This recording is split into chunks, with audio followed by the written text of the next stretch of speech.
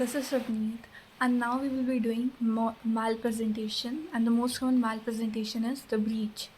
So in previous video, we did normal steps of like the normal cardinal movements of labor, and also the malposition in which we did occipito posterior, and now we'll be doing malpresentation, which is the breech delivery.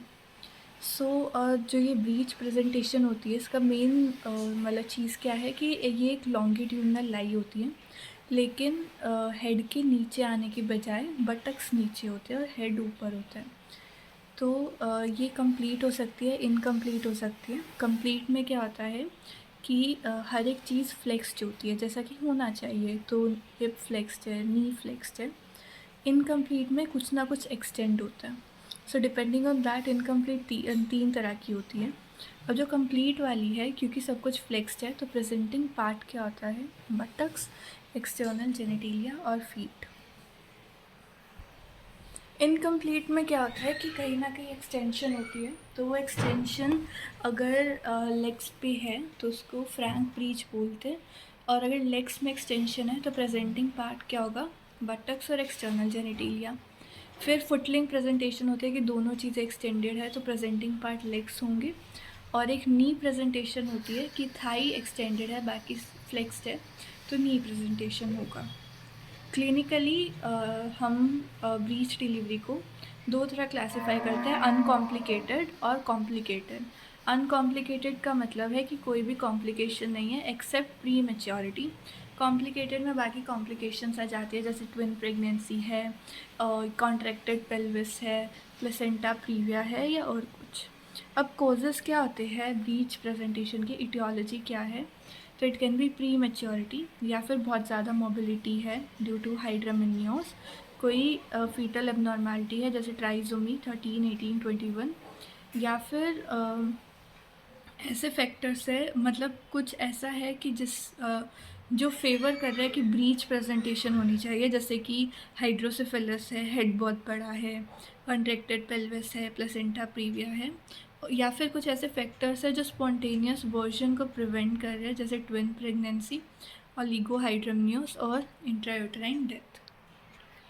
तो जैसे हमने normal देखा, occipito posterior देखा, वैसे ही अब हम इसकी delivery देखेंगे कि कैसे होगी। तो इसमें अब तीन जगह पे कार्डिनल मूवमेंट्स होनी है, बटक्स पे, शोल्डर पे, हेड पे। सारे स्टेप्स सेम है, बस हमें देखना है कि रोटेशन कैसे होगी, इंटरनल रोटेशन मेनली। तो जो मोस्ट कॉमन पोजीशन है वो है सेक्रो एंटीरियर, मतलब जो बेबी का सेक्रम है वो एंटीरियरली है, मतलब प्यूबिक मैटरनल प्यूबिक सिम्फाइसिस को फेस कर रहा है।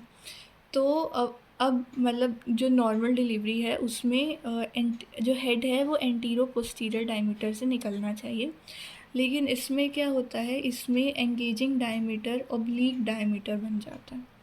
ठीक है, तो ऑब्लिक डायमीटर से निकलना है। तो अब सबसे पहले क्या होगा, इंटरनल रोटेशन, जो सेक्रम है, सबसे पहले हम बटक्स का देख रहे हैं, तो वो 1/8 रोटेट होगा, 1/8 रोटेट होके वो डिलीवर हो जाएगा। अब रेस्टिट्यूशन होगी तो वापस सेम पोजीशन आ गई, तो सेम पोजीशन आ गई, तो जो शोल्डर्स है वो भी इसी पोजीशन पे है ना, बटक्स और शोल्डर सेम प्लेन में।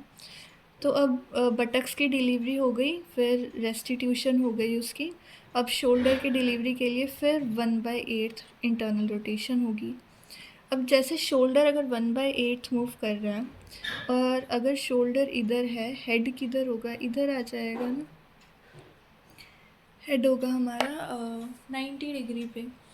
तो अगर शोल्डर 1/8 ऐसे मूव कर रहा है, तो जो हेड है वो 2/8 ऐसे मूव करेगा, है ना। हेड इधर भी हो सकता है, इधर भी हो सकता है, तो हेड 2/8 ऐसे मूव करेगा, या तो इधर आएगा, तो हम मानते हैं कि हेड इधर आ गया। अब हेड का क्या है, अब वापस अभी क्या हो सकता है कि अब हेड जो है, अब हेड को डिलीवर करना है क्योंकि शोल्डर डिलीवर हो गया। अभी वापस से रेस्टिट्यूशन होगी, शोल्डर वापस आएगा, तो शोल्डर इधर आ जाएगा। तो अभी तक क्या हुआ, अब हमारा सेक्रम और शोल्डर डिलीवर हो चुके हैं। ठीक है, तो ये पोस्टीरियरली, ये एंटीरियरली, और अगर अब रेस्टिट्यूशन हुई तो दोबारा से हेड इधर आ जाएगा, ठीक है, और ये ऑब्लिक डायमीटर में डिलीवरी होनी है, तो अब हेड कितना रोटेट करेगा, 1/8 रोटेट करेगा। लेकिन हेड AP डायमीटर में भी डिलीवर हो सकता है, तो वो 2/8 रोटेट करके सेक्रम के पीछे आके भी डिलीवर हो जाएगा। So this was about the delivery. अब अगर हमें पहले पता चल जाता है कि ब्रीच डिलीवरी है, तो हम क्या करते हैं। तो उसकी जो स्कीम ऑफ मैनेजमेंट है वो क्या है कि अगर हमें पहले पता चल गया है तो हम एंटीनेटल असेसमेंट करेंगे, फीटल वेलबींग, वेट, एटीट्यूड देखेंगे, मैटरनल में हेल्थ और पेल्विस देखेंगे, और फिर अगर 38 वीक से ज़्यादा जेस्टेशन है, और अगर मतलब कॉम्प्लिकेशंस है कि फीटल वेट ज़्यादा है, हेड हाइपर एक्सटेंडेड है, फुटलिंग प्रेजेंटेशन है, कोई कॉम्प्लिकेशन है, पेल्विक इनएडिक्वेसी है, कोई एक्सपर्टीज़ नहीं है डिलीवरी की, तो हम इलेक्टिव सिजेरियन सेक्शन करेंगे। इसके अलावा हम एक्सटर्नल सिफेलिक वर्जन कर सकते हैं।